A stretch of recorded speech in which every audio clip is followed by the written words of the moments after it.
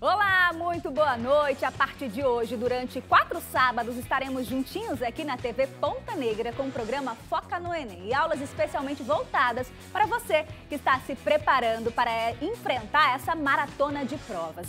E a gente começa falando hoje de História, Filosofia e Sociologia. Então se prepara que a partir de agora vamos ter muitas dicas importantes para você fazer uma ótima prova. E hoje, para tirar todas as suas dúvidas sobre esses conteúdos, nós vamos receber os professores Bruce Lee e Felipe Castro do Over Colégio e Curso. Boa noite, professores. Sejam muito bem-vindos aqui ao programa. Obrigada pela disponibilidade de vocês, viu? Boa noite, Vanessa. Boa noite, caros alunos. É um prazer estar com vocês no projeto Foca no Enem com o Over Colégio e Curso. E, professores, é importante a gente falar, né, da dedicação dos alunos para essa prova, que precisa mesmo, né? Uma prova muito extensa, que precisa daquele conhecimento específico e os alunos precisam realmente estarem preparados, né, para esse momento. Com certeza.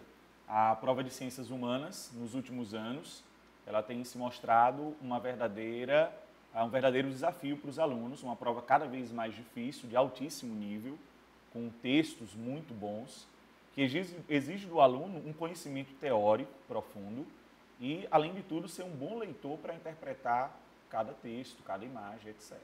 Lembrando que os professores estão aqui justamente para isso, né? Para trazer dicas preciosas e ajudar você que está em casa, está se preparando aí para enfrentar essa maratona de provas. Então, professores, sintam-se em sala de aula, aproveitem aqui o programa, nos tragam ótimas dicas que eu vou ficar ali no cantinho acompanhando toda a aula, viu? Boa aula para vocês. Muito obrigado. Salve, salve, galera. Sou o professor Bruce Lee, professor de História.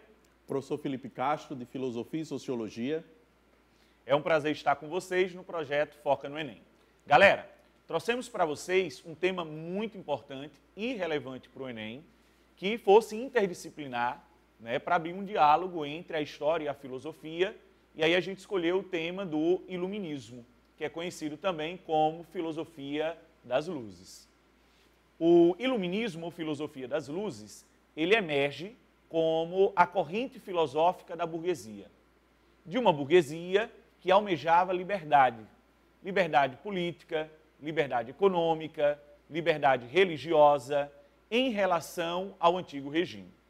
A Filosofia das Luzes é conhecida assim porque a luz faz alusão à razão, ao conhecimento. Aliás, as luzes já eram reverenciadas como um símbolo do conhecimento e da razão na Grécia Antiga, né, professor?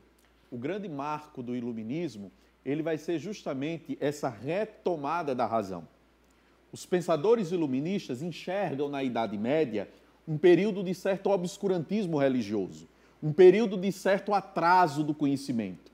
O iluminismo é a grande proposta do conhecimento. É tanto que dentro deste período nós vamos ter um importante filósofo, o Immanuel Kant, que escreve um artigo curtinho, mas muito importante, intitulado O que é esclarecimento?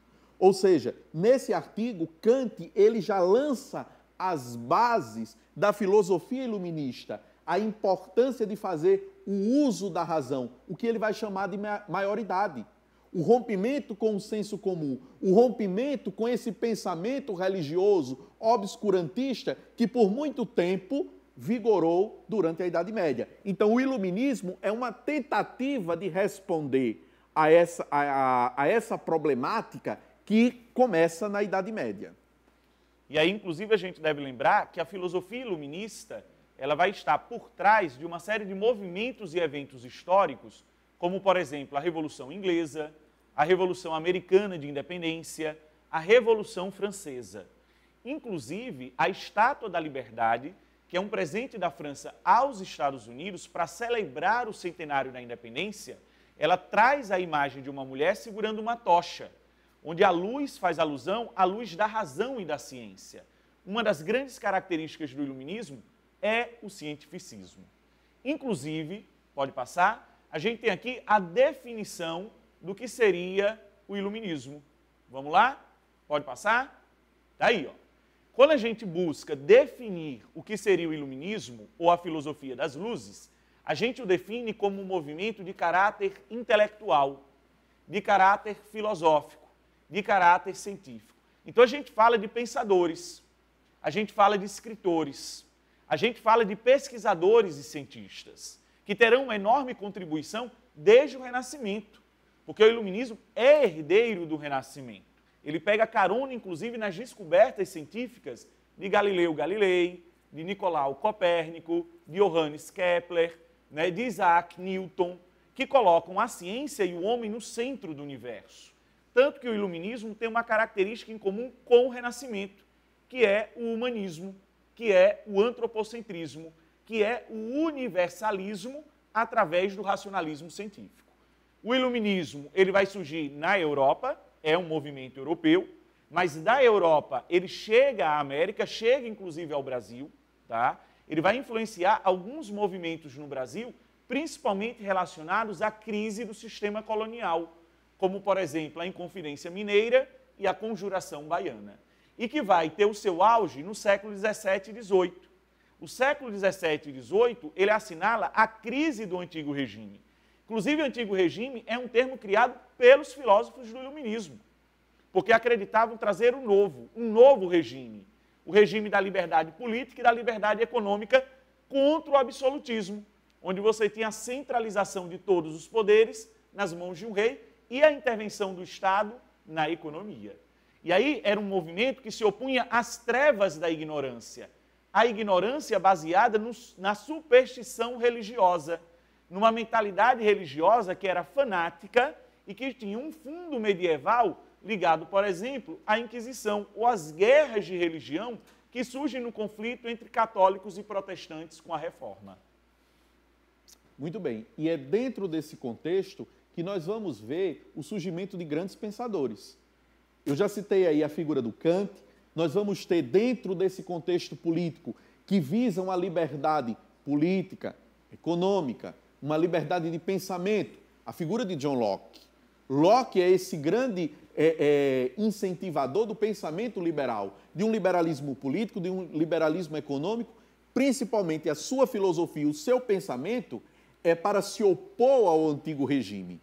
Locke, quando ele escreve o segundo tratado do governo civil, ele já está falando de um liberalismo político. Quando ele escreve, por exemplo, Carta à Tolerância, Locke ele está aí defendendo a liberdade de pensamento, a liberdade religiosa, até então tão cara nessa conjuntura social e política.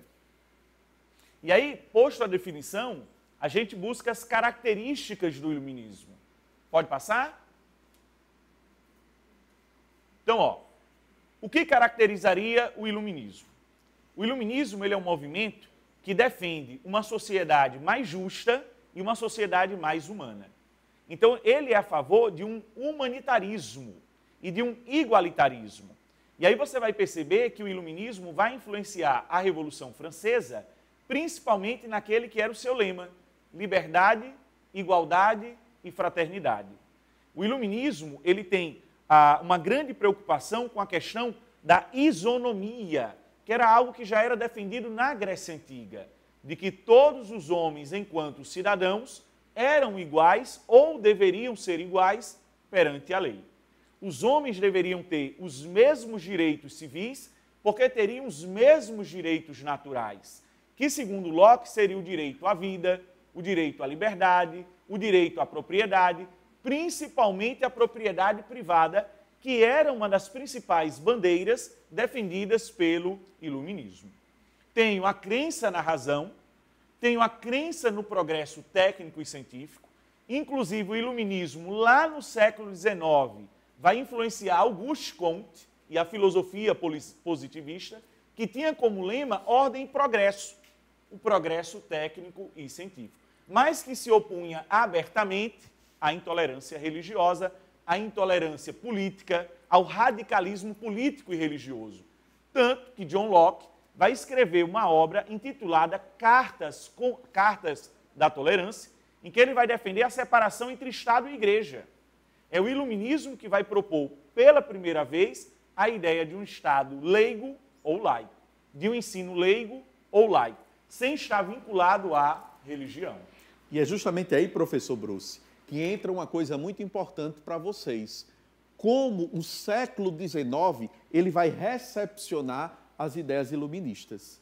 O professor Bruce, ele tocou em 2 pontos aqui importantíssimos. Que primeiro ponto é esse, a questão da liberdade religiosa, a questão da laicização do Estado e um fenômeno social, a secularização. Cuidado, não confundir laicização com secularização. A laicização é uma expressão jurídica que se refere ao Estado. E a secularização é um fenômeno social. Por quê? A sociedade ela estava começando a se desprender, graças ao iluminismo, do pensamento religioso. Segura um pouquinho que daqui a pouco, né, depois do rápido intervalo, a gente traz mais detalhes, né, sobre essa questão do iluminismo. Tá todo mundo em casa aí prestando atenção, anotando tudo. E agora eu tenho um recado muito especial para você, falar sobre o ensino que dá resultado de verdade, é falar do Over Colégio e Curso. E não é à toa que o Over se tornou a escola número 1 no ranking do IDEB e top 10 no Brasil. Isso não sou eu que estou dizendo não, viu? São os dados do Ministério da Educação. O Over é hoje uma escola referência que tem como inovação um ponto-chave, além do foco nos resultados em todas as idades. O Over tem 237 medalhistas nas mais variadas Olimpíadas do Conhecimento. E em 2020, aprovou 420 estudantes no SISU, sendo 62 em medicina. Tudo isso com o aporte de uma plataforma que integra o mundo online e offline, usando a tecnologia a nosso favor. Tá entendendo o que é resultado de verdade? Então acesse overcollegiocurso.com.br e descubra mais da educação infantil ao cursinho. Ensino que dá resultado é Over, matrículas abertas, tá? 3231-1001. Aproveita! E olha só, não sai daí que a gente vai agora para um breve intervalo, mas no próximo bloco você continua tirando suas dúvidas com os nossos professores do Over Colégio e Curso. Até já!